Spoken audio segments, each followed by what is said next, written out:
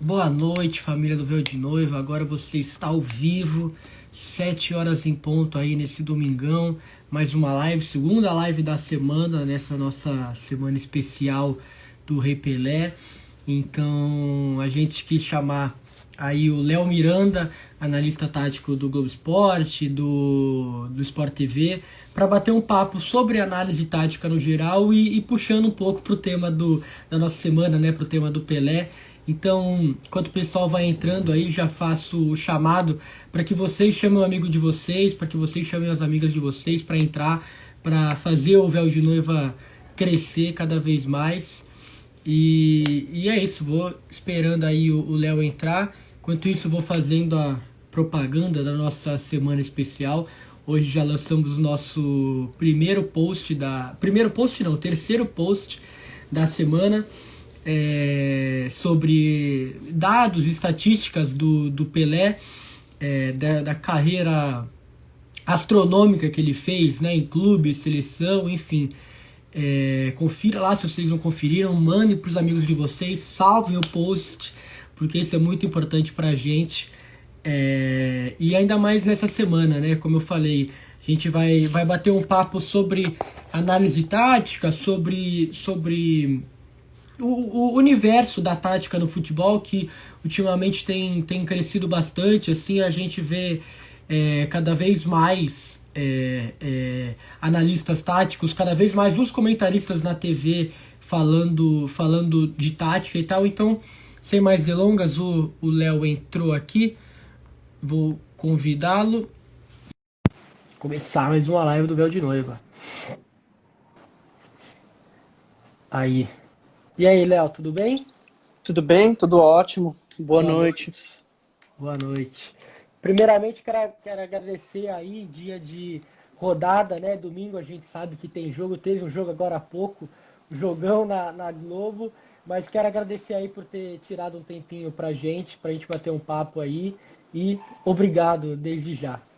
Que isso, eu que agradeço o convite, fico muito feliz, muito honrado. Muita gente me chama, muita gente me convida. Nem sempre eu consigo participar de todos pela questão do horário mesmo, mas Sim. faço o meu melhor aí para estar junto com vocês. É sempre um prazer falar com o público, com a audiência. Pô, muito legal. E aí, para começar, eu falei, né? é, a gente contactou você depois de um texto que eu li seu do Palmeiras do Luxemburgo sobre a questão do automatismo, né? E eu lembro que eu mandei para um amigo meu e elogiei mesmo, no sentido de, de como era didático, assim, né? Como tava muito bem desenhadinho, como tava tudo bem, tudo muito bem feito ali, né? É, e aí eu falei, bom, vou mandar mensagem para ele, né? Vamos ver o que acontece. E aí estamos aí, e aí esse mesmo amigo, ele falou assim, bom, para começar, pergunta para ele, que acho que é um bom começo, o que que é tática, que a gente fala, e aí ele me perguntou, eu não sabia responder. Então eu pergunto pro especialista aí, o que que é tática. Essa é uma ótima pergunta e é uma ótima forma de começar também esse papo. Tática é um conceito, é uma ideia, é algo que ainda as pessoas elas ainda não entendem em toda a sua compreensão. A gente acha que tática é esquema tático, que tática é algo que o treinador faz, lá a varinha mágica do treinador. Tática não é nada disso. O que é tática? Tática é a gestão do espaço em campo. Então você tem um campo aí de cento e poucos metros por 60 metros.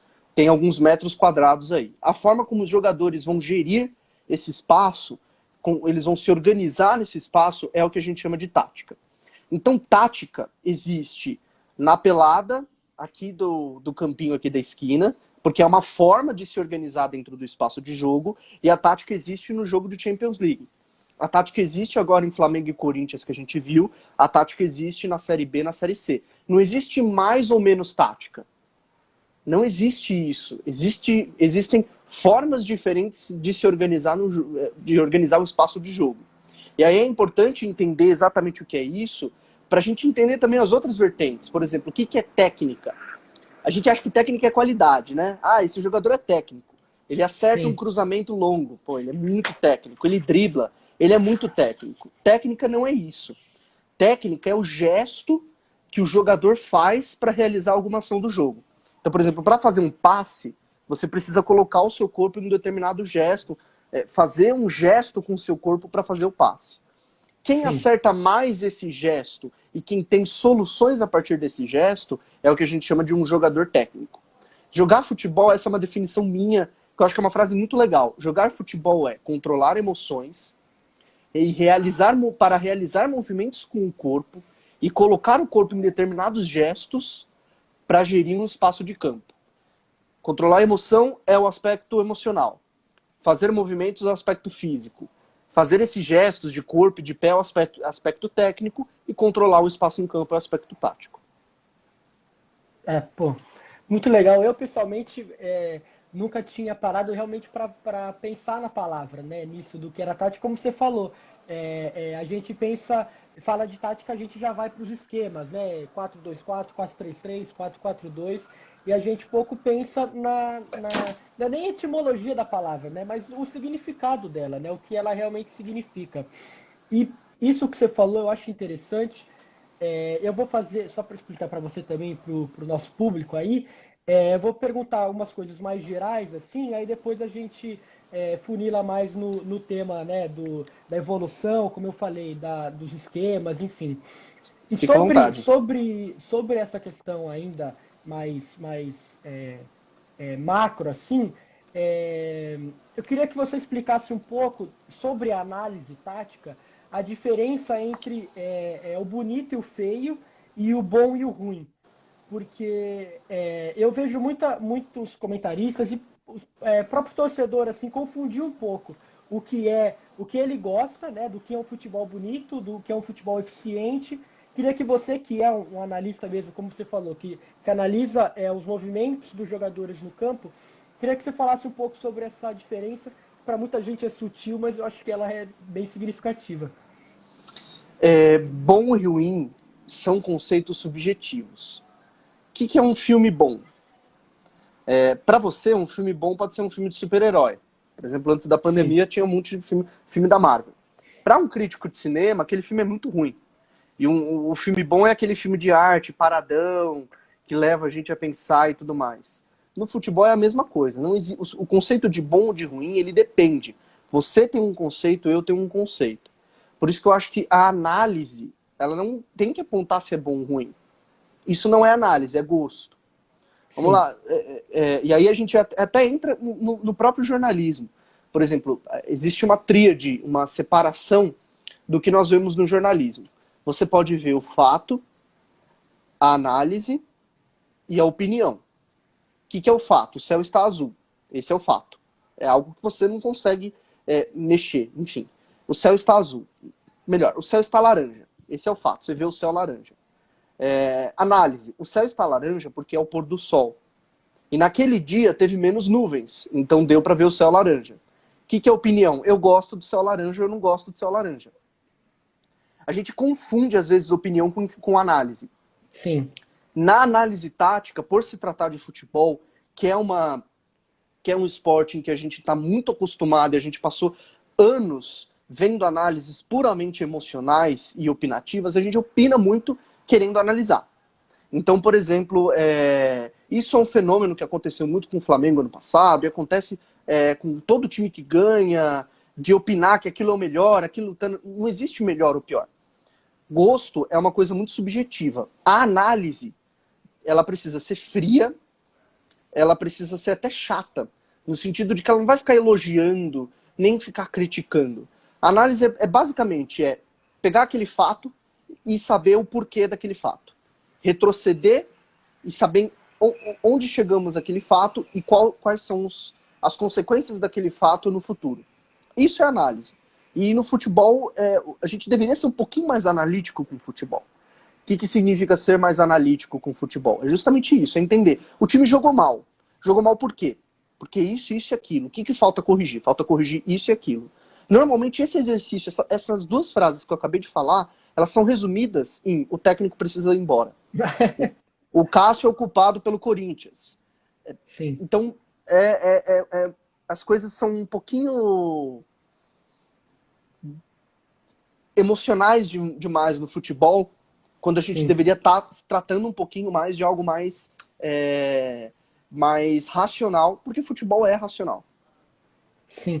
Eu pessoalmente eu achava que era o contrário, assim, e o bonito ou feio que seria mais uma questão de opinião e o bom ou ruim era mais uma questão do analítica, assim. Mas interessante, vou parar para pensar porque o que eu falei, é interessante por isso, porque é o que você falou, muitas pessoas ainda confundem, né, as mesas redondas, assim. Não é nem que confundem, eu acho que historicamente foi construído assim, né? E hoje em dia a análise, como você falou, tática mais fria, tem crescido nos grandes portais, né, nas grandes TVs, na ESPN tem profissionais analistas táticos, na Sport TV também, na internet tem vários portais, vários canais assim, e eu acho que é uma coisa positiva, né? Sim, sim, é muito positivo. É incrível que esse trabalho que eu comecei lá há tanto tempo, há 7, quase 8 anos atrás, é muito legal que esse trabalho tenha se popularizado, que as pessoas também já me procuram. Enfim, é Sim, realmente legal entender que esse torcedor mudou. Mas ao mesmo tempo que é legal, eu também acho que a gente precisa de fato analisar mais. Às vezes a análise ela tem mais sucesso quando ela fala de um aspecto emocional. Então, por exemplo, se é uma análise que elogia o time que goleou, sim. isso vai ficar muito em evidência, na verdade. Que é o próprio papel do jornalismo de entender evidências, né? Mas acho bem legal a popularização. Me sinto parte também dessa popularização. Fico muito feliz, muito contente, muito honrado. Ah, com certeza porque, enfim, não fazendo juízo de valor ou ficar puxando muito saco, mas querendo ou não, você ainda está ali, né, na Globo, no Sport TV e vira e mexe, nos portais, né, na internet, mas vira e mexe você aparece na TV e acho que é só um reflexo de que está crescendo, né, de que as pessoas estão se interessando mais, estão querendo pelo menos ver o futebol. Como um esporte mesmo, como você falou, não necessariamente como algo passional, né? Diferenciar um pouco o torcedor do analítico, do jornalista, enfim, eu acho que isso é positivo.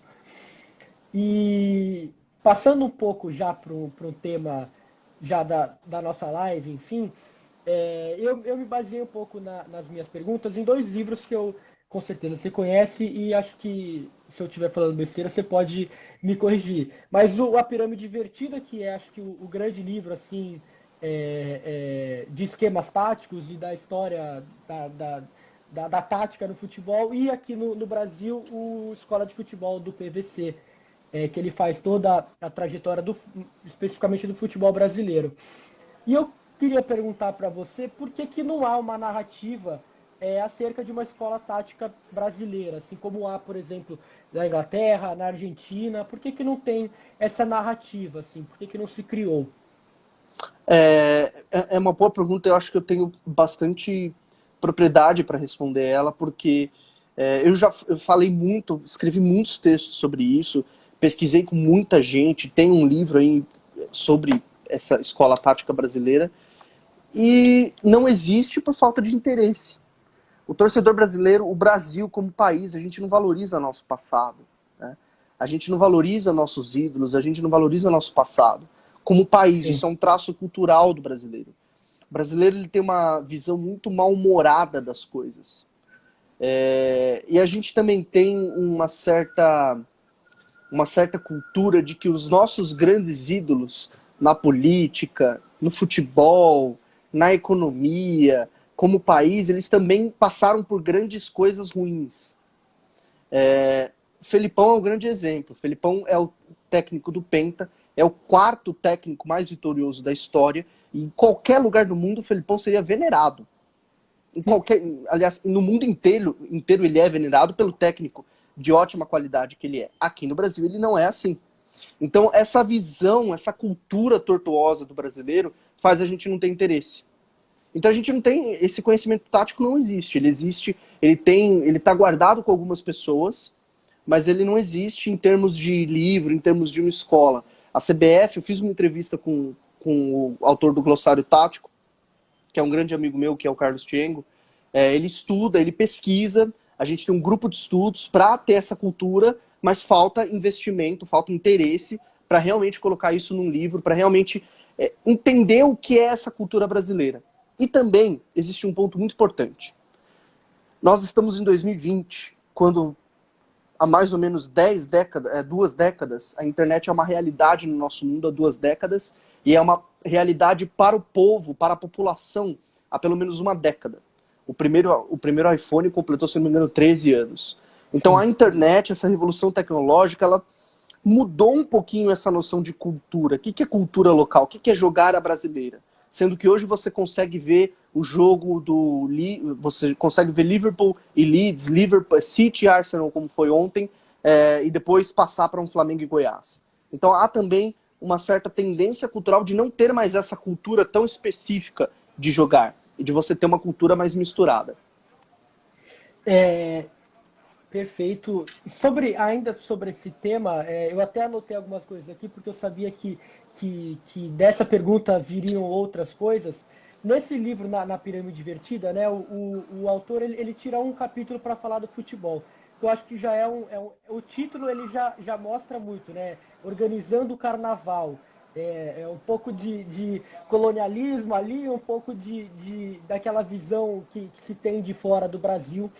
E eu, ainda sobre isso, como você falou, a questão do investimento, de cultura do povo, mas sobre essa questão da escola brasileira de tática, assim, eu vejo 2 respostas, assim. Uma, a que você deu em relação mais ao povo, e outra porque não temos e não tivemos profissionais tão qualificados assim como o resto do mundo teve. E quando a gente lê livro, a gente estuda, não precisa ler livro para isso, mas a gente estuda as conquistas do Brasil, da história do futebol mesmo, a gente sabe que não é bem assim. A gente teve grandes estrategistas, a gente teve grandes pensadores assim aqui no país, podem ter vindo de fora, mas eu queria que você uma dúvida mesmo, se você acha que é um meio termo, se você acha que a gente não é tão bom mesmo como é de fora, ou se é mais por uma questão de cultura popular, assim. Eu acho que a gente tem uma cultura, primeiro de tudo, o Brasil é a única seleção que participou de todas as Copas do Mundo. É uma seleção que, se eu não me engano, nunca esteve abaixo do 15º lugar do ranking da FIFA.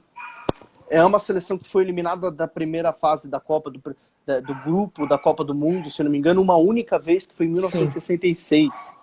É uma das seleções que mais tem final. Então, a história nos mostra que a seleção brasileira, ela sempre foi forte e sempre foi relevante.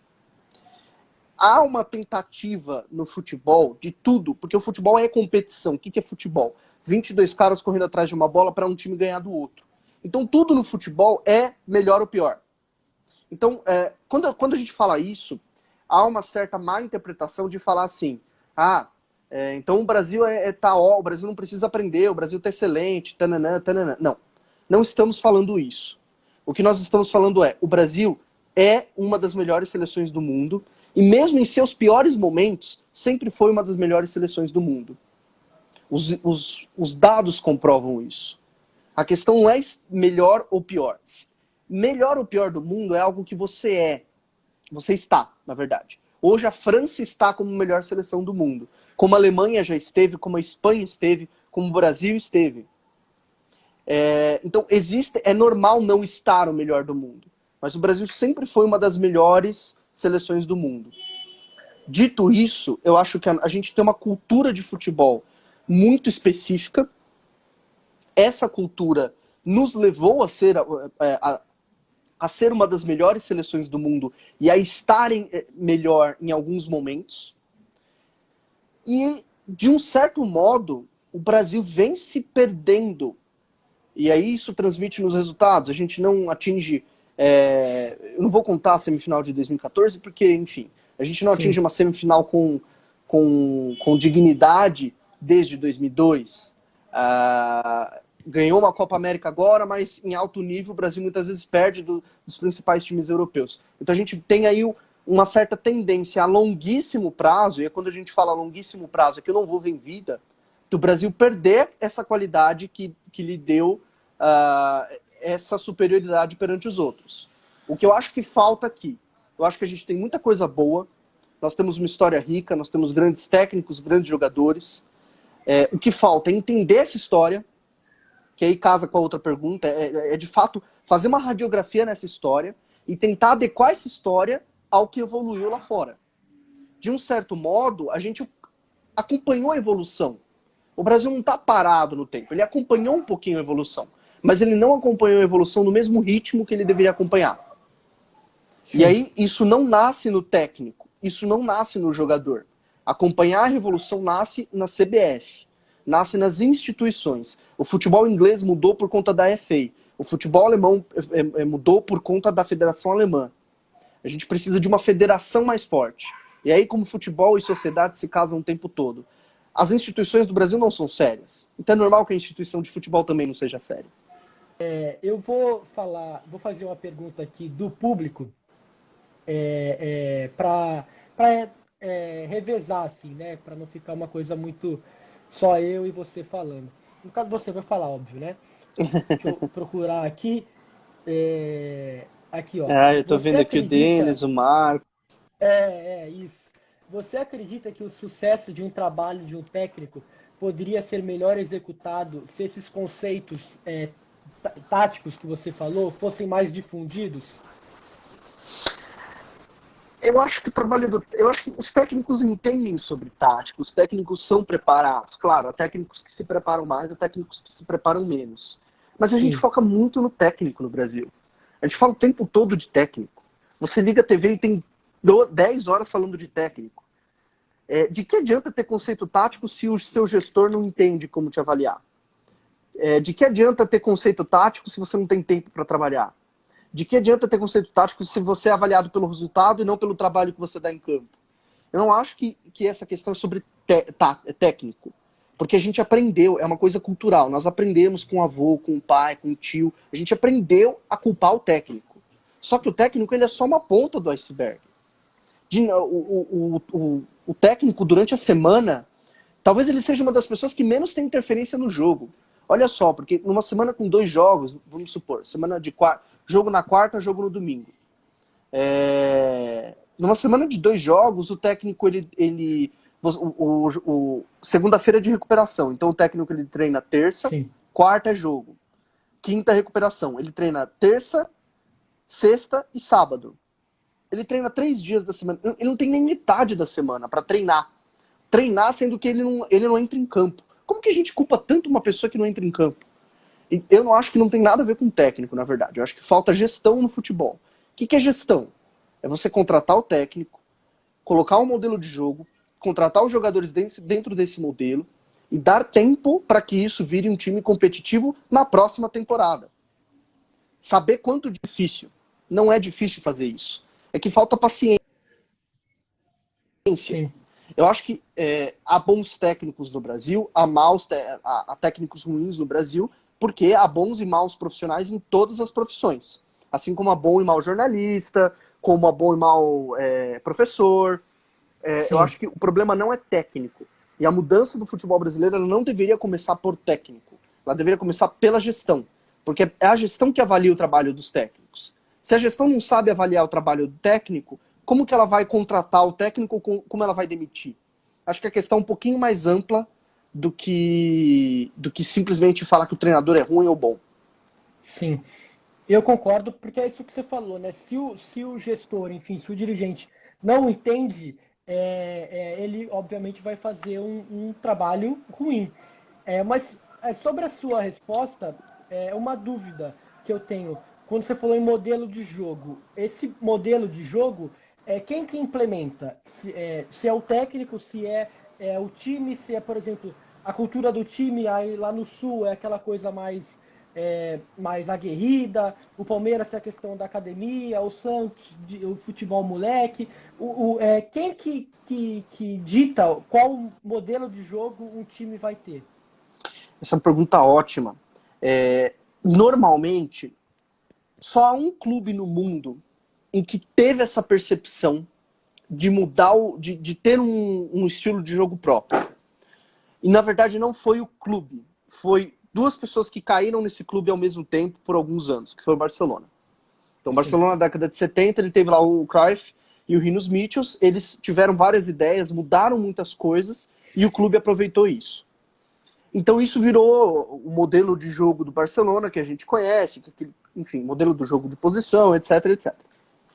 Nos outros clubes, essa percepção, isso que você me falou, a Academia do Palmeiras, o Corinthians da Raça, o Grêmio da Raça, agora o Grêmio do melhor futebol do Brasil, do Renato, tudo isso veio conforme os resultados. O Grêmio, ele não nasceu time da raça. Ele foi construído como time da raça, com o Campeonato Estadual do Tele em 77, que é fundamental, com as conquistas da Libertadores e do Mundial, principalmente na década de 90, com as conquistas do Felipão. Então isso fez essa cultura do torcedor, essa cultura do clube. Eu acho que falta, sim, definir mais esse modelo de jogo, mas é preciso um pouco de cuidado quando a gente fala nisso. O presidente do Palmeiras, Maurício Gagliotti, deu uma entrevista falando muito disso. E parece que ele não entendeu de fato o que é o conceito. Porque o Palmeiras foi atrás de 3 técnicos que são completamente diferentes entre si. Eu acho que o clube ele precisa ter algumas noções básicas de como ele quer fazer, de como ele quer, de fato, entender futebol, de como ele quer jogar. Então, por exemplo, o Corinthians. O Corinthians o Corinthians é um ótimo exemplo. Contratou o Thiago Nunes, contratou o Wagner Mancini. São 2 técnicos antagônicos. O Wagner Mancini é muito mais parecido com aquele Corinthians do Mano, Tite e Carille. E o Corinthians tentou mudar o estilo. Eu acho que o time ele precisa ter uma noção de como ele quer que os jogadores joguem, uma noção sociocultural de como ele quer que o futebol seja naquele clube, se ele quer um futebol mais propositivo, se ele quer um futebol mais reativo, se ele quer um volante que saiba sair para o jogo, ou se ele quer um volante posicional como Casemiro e Ralf, por exemplo. Mas ele não pode se prender a um modelo de jogo, até porque o modelo de jogo, de fato, vem do treinador. É o treinador que coloca o conceito, é o treinador que tenta estimular isso no jogador. Eu acho que é esse casamento. E é um casamento dificílimo. Não é uma coisa fácil. Não é uma coisa que acontece assim. Normalmente, não acontece. Normalmente o casamento não acontece. É muito mais difícil acontecer do que não acontecer. Então acho que é preciso um pouco de cuidado com essa ideia. E nem todos os times vencedores venceram porque tiveram um modelo de jogo. O Grêmio venceu com futebol de toque de bola, que é um futebol contracultural, aquele futebol do Felipão da década de 90. E é uma conquista do mesmo estilo. Então acho que é só ter uma noção histórica do que se está falando. O que é muito pedindo para gestões brasileiras que são completamente amadoras. Sim. Sobre isso que você falou, usou o exemplo do Corinthians, eu acho muito interessante porque a contratação do Thiago Nunes e depois, né, a demissão com a vinda do Mancini é um bom exemplo de como é o que você falou, das questões, por exemplo, socioculturais do time e do elenco que ele tem, né? De como o gestor e o torcedor, por exemplo, não entende. Eu não tô falando pejorativamente, mas eu acho que é um fato, assim, de como as pessoas não entendem que o técnico não é porque ele fez o que ele fez no Atlético Paranaense que ele vai fazer o mesmo no Corinthians, porque os jogadores são diferentes, né? Eu acho que essa noção que a gente tem, já tenho 22 anos, sou uma geração que jogou muito videogame, assim. E no videogame é muito fácil você colocar o volante na ponta. Ele vai correr menos, mas ele pode fazer o que o ponta faz no videogame. Mas na vida real não é assim, né? Na vida real, como você falou, tem muita diferença entre um Casemiro, que é, como você falou, um volante posicional, e não sei, por exemplo, um Thiago do Liverpool, que é um cara com mais saída de bola e tal, que é aquela noção de meio campista, né? E eu acho que falta isso também, de você entender que o jogador de futebol não é o boneco do videogame, né? Ele é uma pessoa, ele tem as suas limitações. Exato, exato. O técnico de futebol ele é um ser humano como qualquer outro. Ele é um ser humano como qualquer outro. Ele erra, ele Sim, acerta. Eu escrevi um texto que eu acho que é um texto que me orgulho muito de ter escrito ele, porque ele rodou muito. Assim, eu recebi mensagem de muita sim, gente. Que é o texto sobre o Domenech, que é que a gente não se preocupa em entender o trabalho dos treinadores. Não nos preocupamos em entender. A gente fica julgando eles. A gente não se preocupa com o que ele fez no treino, o que ele fez na véspera, a gente não se preocupa com o trabalho, com os problemas do clube. A gente não se preocupa com isso, a gente só fica julgando, julgando. E essa cultura de videogame que você falou, você tem 22, eu tenho 28. São gerações diferentes. Porque eu peguei sim, o mundo offline, você talvez só pegou o mundo online. Eu peguei o mundo, eu não tive videogame. Então eu nasci nessa cultura dessa corneta muito grande, né? Meu pai, meu avô, nem se fala. Eles eram totalmente direcionados a xingar o técnico. E é muito ruim isso. É muito ruim isso. Eu acho que eu sou uma das vozes da imprensa que tento mudar drasticamente isso, que tenta entender o técnico. E é difícil isso, porque às vezes a gente até é culpado, a gente é acusado de ser amigo dos técnicos. Não é que a gente é sim, amigo, é que eu quero entender o trabalho. Inclusive, eu já fiz críticas construtivas.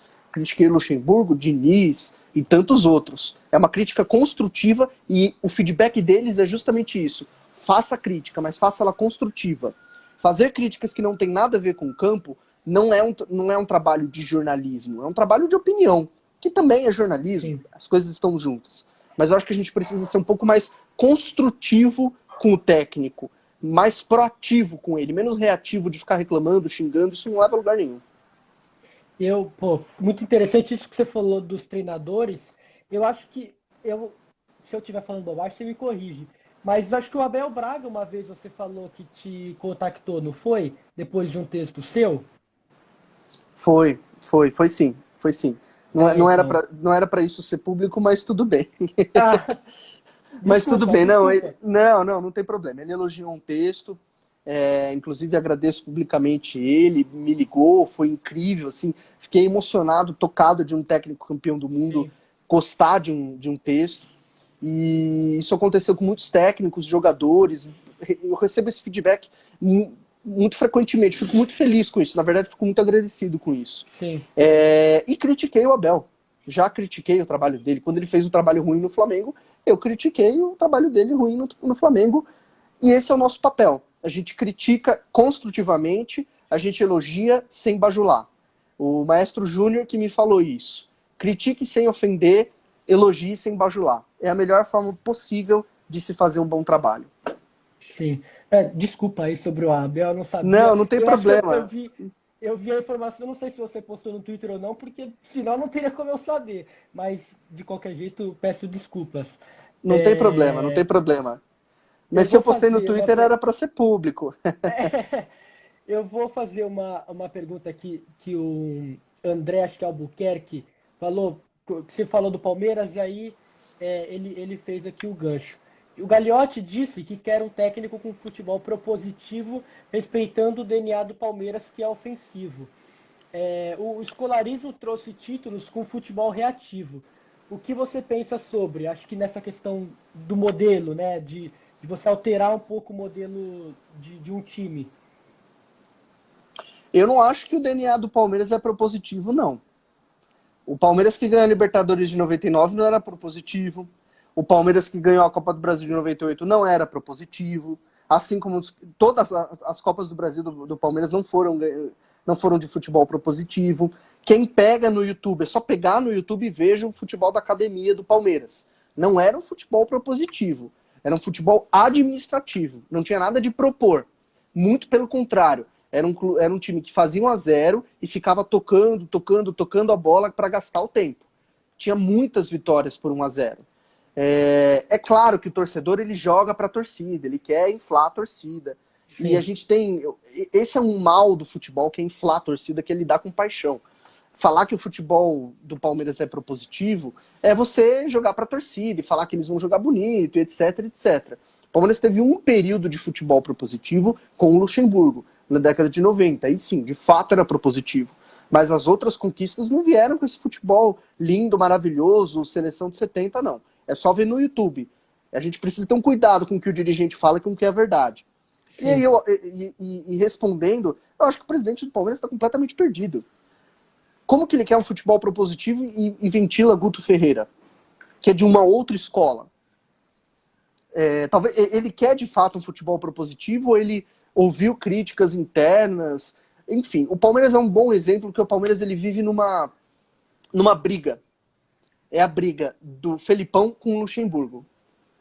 E ele vive essa briga há anos, há pelo menos 40, há 30 anos ele vive essa briga. Há exatos 30 anos ele vive essa briga. Então ele vive essa briga entre você jogar feio como o Felipão ou você jogar bonito como o Luxemburgo. Sim. E é muito legal que os dois passaram aí, num período de 2 anos, os dois passaram pelo Palmeiras, e aí se você tirar títulos, os dois ganharam os maiores títulos do Palmeiras, né? Campeonato Brasileiro e Libertadores, só eles ganharam com o Palmeiras. Tem o Cuca e o Marcelo Oliveira também. Então é muito legal porque o Palmeiras vive essa crise, assim. O Corinthians não, o Corinthians tem uma identidade mais fortalecida. O Flamengo também tem uma identidade mais fortalecida, porque os dois títulos do Flamengo vieram de um modo até meio parecido, com times de bom desempenho, que encantaram o Brasil inteiro. Então eu acho que cada clube tem uma peculiaridade, mas eu não sei se os dirigentes sabem exatamente dessa peculiaridade. Sim, porque eu achei demais isso. Eu sou um pouco suspeito para falar. Todo mundo aqui que acompanha sabe, você não, mas eu sou palmeirense, então eu vivo essa dualidade toda que você falou, né? De você amar e odiar os técnicos que completamente opostos, né? A gente fica... Isso que você falou, eu achei perfeito, que há 30 anos a gente fica nessa dúvida de qual que a gente vai gostar, né? É muito interessante. E sobre isso que você falou do Gagliotti, que eu acho que vale para todos os dirigentes, enfim, todos os diretores de futebol no Brasil. Dizem lá que o Palmeiras, o nome do técnico do Palmeiras é o Miguel Ángel Ramírez, do Independente Del Valle. E aí eu vi um setorista do Palmeiras questionando se o Gagliotti queria contratá-lo por essa questão do conceito, ou se porque é um nome que está na mídia, é um nome que ganhou muito sucesso, assim, e aí ele quer surfar nessa onda.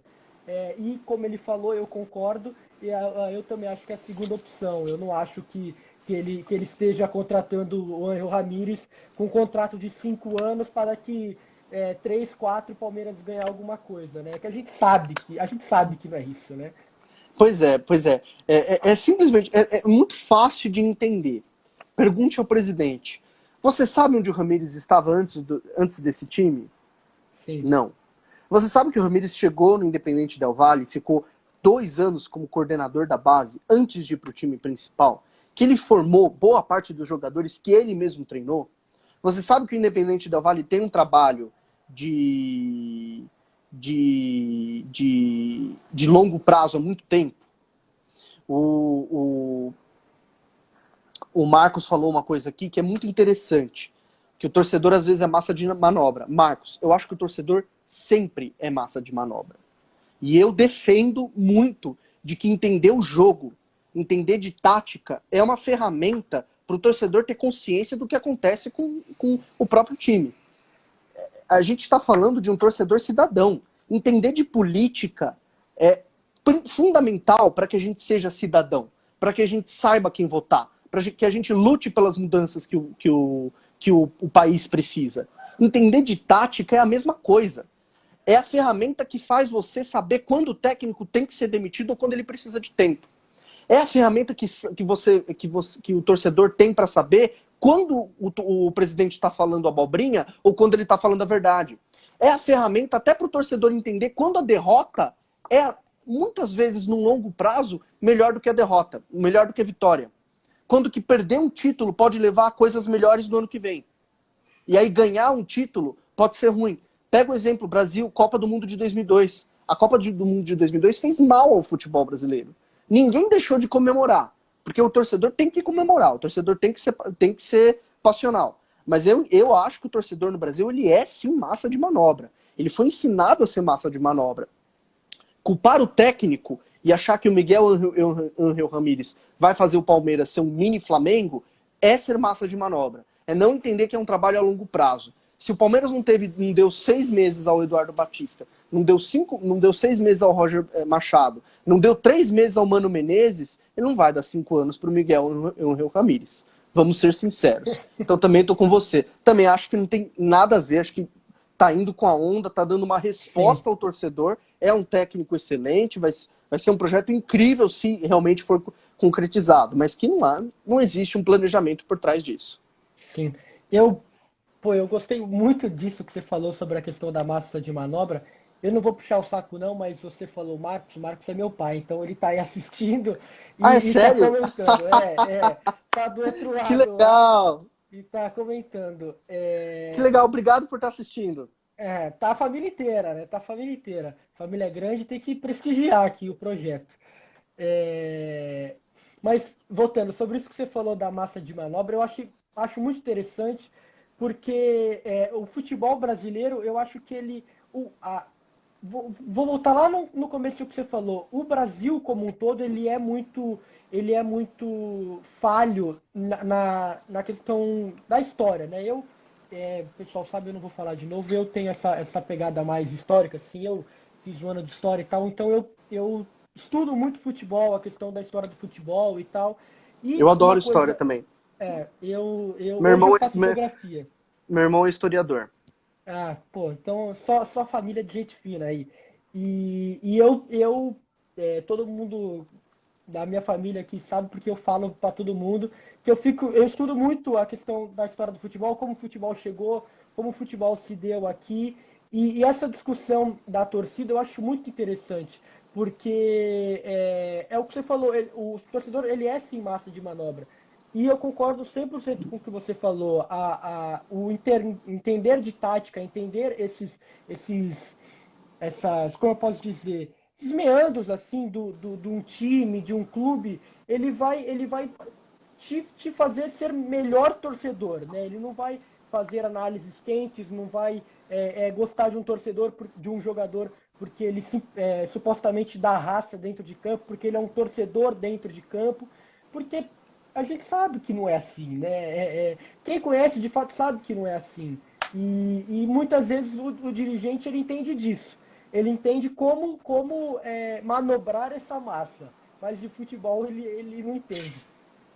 Exato, exato. E até algo que me veio aqui para fechar essa questão, quando a gente fala de consciência, nós não estamos falando que o futebol não possa ser o lugar da diversão.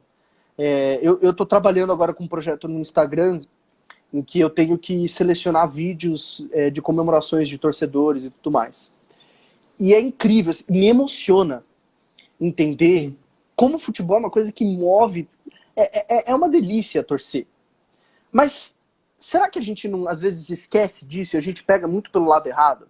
Quanto tempo você passou mal, ficou ruim, discutiu, brigou, gente que mata, gente que marca encontro lá na Zona Leste e mata sim, por torcer para outro time. Acho que falta a gente ver e valorizar e só focar no lado bom do futebol, que é o lado da comemoração, é o lado de tomar uma cerveja com os amigos, é o lado de inclusão, é o lado de colocar todo mundo no estádio, é o lado... Olha só, o futebol é um instrumento para a gente entender que todos somos iguais. Dentro de um estádio de futebol, não importa se você é alto, magro, não importa a cor da sua pele, a sua orientação sexual, sua classe, não importa. Todo mundo tá torcendo e tá vibrando pela vitória do time. O futebol é uma importante ferramenta de mudança social. E ele é, às vezes, sim, manipulado no sentido de que ele, enfim, vira essa coisa em que você fala mal de um, fala mal de outro, bate em um. Então, acho que ser massa de manobra nunca é bom. Mas também não vamos perder a paixão do torcedor. Existe um equilíbrio entre as duas coisas, e é isso que a gente tem que buscar. sim. Ô, Léo, eu fui olhar o horário agora, eu vi que faltam só 15 minutos e eu não fiz a pergunta que era o tema da live, né? Que eu tentei trazer um pouco mais o papo sobre o Pelé. E eu, Beleza, enfim, deixa eu nesses só. últimos Vai 15 falando que eu vou minutos... colocar aqui no carregador. Tá, Pode tá. falando que eu tô te ouvindo. Tá, nesses últimos 15 minutos eu queria que você falasse um pouco sobre, eu falei sobre o título que está na live, que é essa questão que não é uma narrativa nova, assim, não é uma narrativa que eu estou fazendo, mas que teoricamente há uma galera assim que fala que a seleção de 70, como você falou, inspirou muito o futebol da Laranja Mecânica, né, do Rinos Mitchells, do Cruyff, e, por sua vez, esse futebol da Laranja Mecânica inspirou o próprio Guardiola a fazer o que muitos chamam de a última revolução do futebol com o Barcelona, lá a partir de 2008, 2009.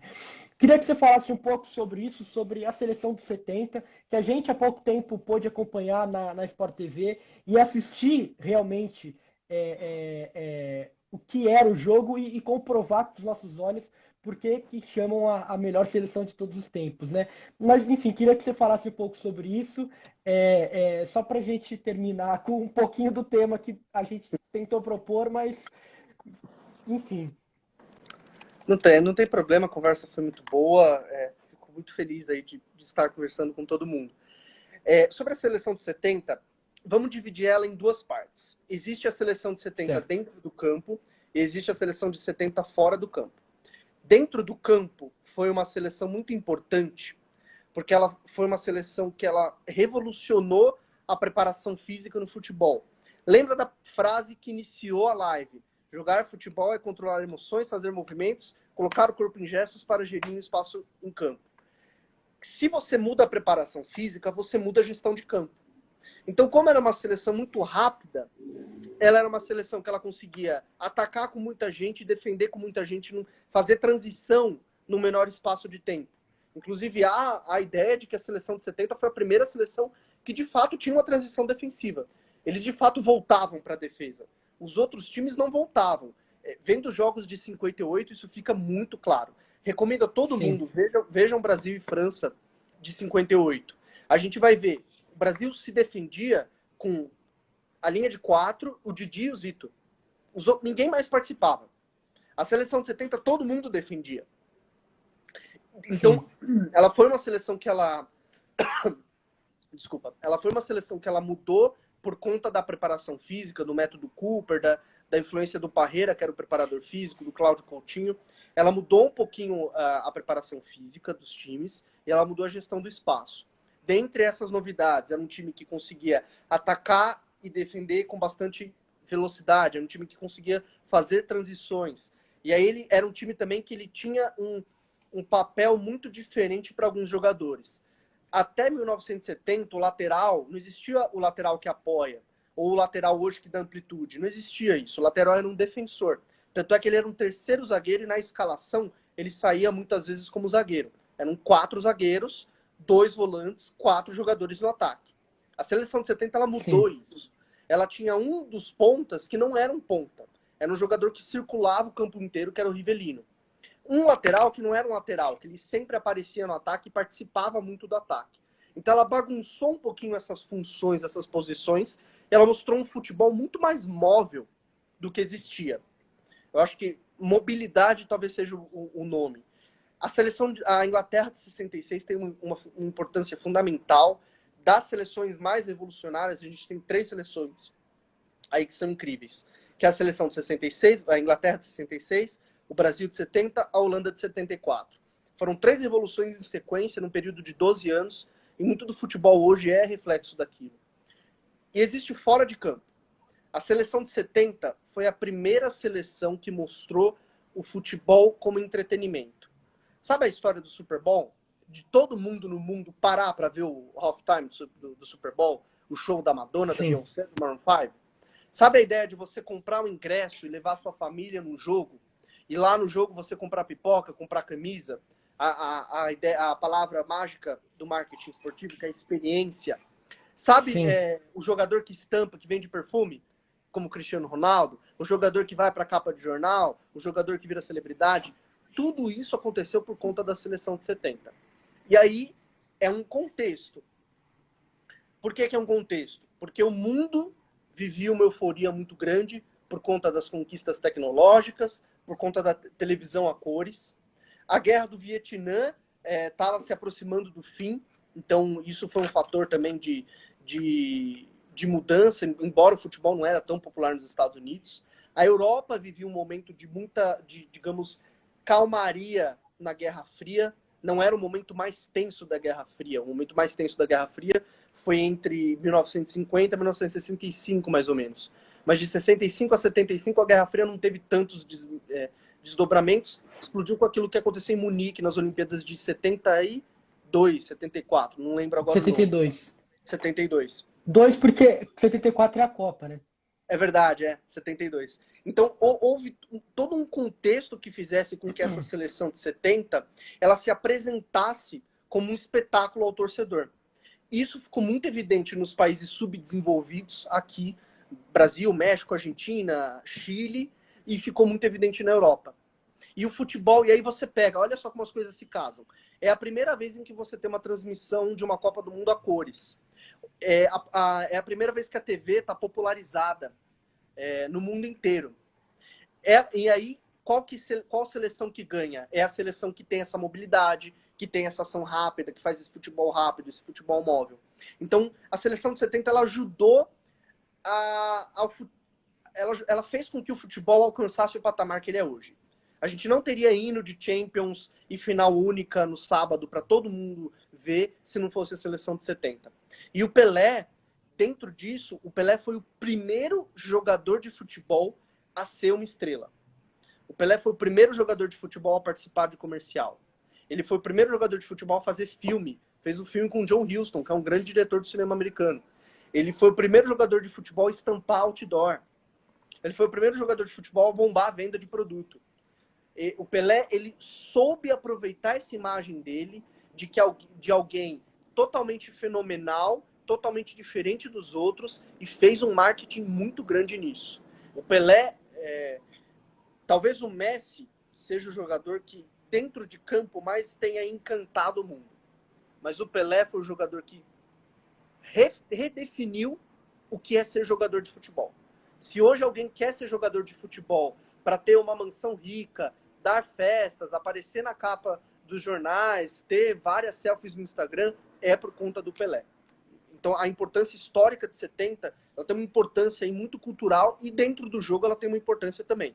Tanto é que nenhuma seleção brasileira conseguiu, de fato, copiar o que ela fez. Talvez só a seleção de 82, a seleção de 2002 um pouco, mas ela tem aí todo um contexto em que fez ela ser essa seleção fundamental para o mundo.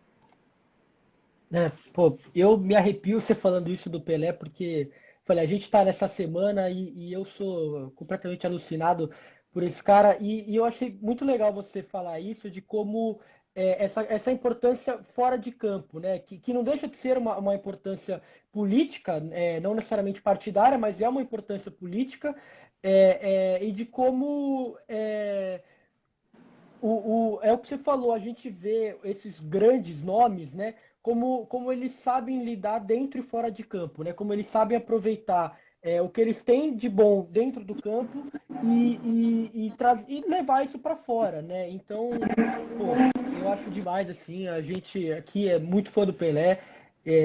E eu acho muito curioso assim de que, como você falou, tudo na Copa de 70 casou, né? A questão, a última Copa dele, ele já ter. A gente assistiu a Copa de 70 na Sport TV e você já percebe um Pelé totalmente diferente daquele do começo da carreira, né? Um Pelé mais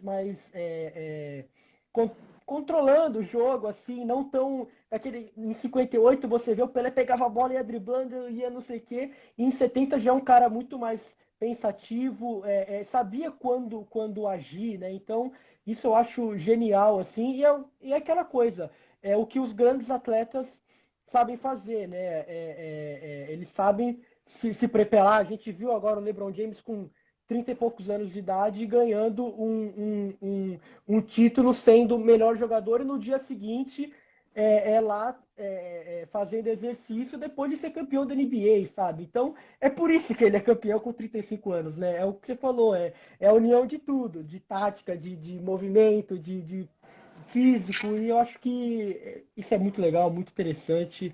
Enfim, estamos terminando. Se você quiser falar mais alguma coisa aí, fica à vontade. Para mim é um prazer, obrigado pela conversa. Espero que vocês tenham gostado aí. É, e sempre um prazer falar de futebol, falar um pouco de cultura, falar um pouco de história. Muito obrigado a quem acompanhou aí até o fim, quem acompanhou o período. É um prazer. Pô, para mim, pessoalmente, foi muito legal. Eu espero também que o pessoal tenha curtido. Apesar da gente ter falado do Pelé só no final, você falou tudo, assim, porque eu acho que o que você falou é exatamente o sentimento que eu pessoalmente tenho de tratar o Pelé como referência, né? Referência dentro de campo, assim, nesse sentido que você falou. Sem ele, não teríamos, não seria nada do que seria hoje. Hoje, o Casagrande, na transmissão do Flamengo e Corinthians, ele fala que a Globo tá pegando nisso, né? O que seria do futebol sem o Pelé? E o Casagrande fala, assim, quase emocionado, ele fala assim, eu não quero imaginar o que seria do Eu vi futebol sem isso. o Pelé. E eu acho muito bonito, assim, e eu agradeço demais a sua participação aqui com a gente. Agradeço muito a disponibilidade. Como eu falei, em dia de jogo, eu sei que é complicado. Falei, a live foi muito boa, a gente teve bastante gente entrando, conseguimos responder algumas perguntas aí. Eu acho que foi muito claro, assim, passou muito bem o que a análise tática tenta trazer para o futebol, que é só coisa boa, né? Tirando os mal-humorados e os não entendedores, quem realmente quer apreciar, eu acho que, como você falou, entender de esquema tático, entender de tática é um caminho muito, muito proveitoso para isso, né? Então, queria agradecer muito, muito mesmo. Eu estou muito contente com a live, com a conversa. Aprendi muito, realmente aprendi, porque algumas coisas eu já pensava e você corrigiu. Não corrigiu, mas falou. Então, é isso. Queria agradecer demais em nome do Véu de Noiva aqui, em nome de todo mundo que assistiu, que acompanhou. E é isso. Muito obrigado, Léo. Obrigadão. Até a próxima. Tchau, tchau, gente. Boa noite. Até, gente. Valeu.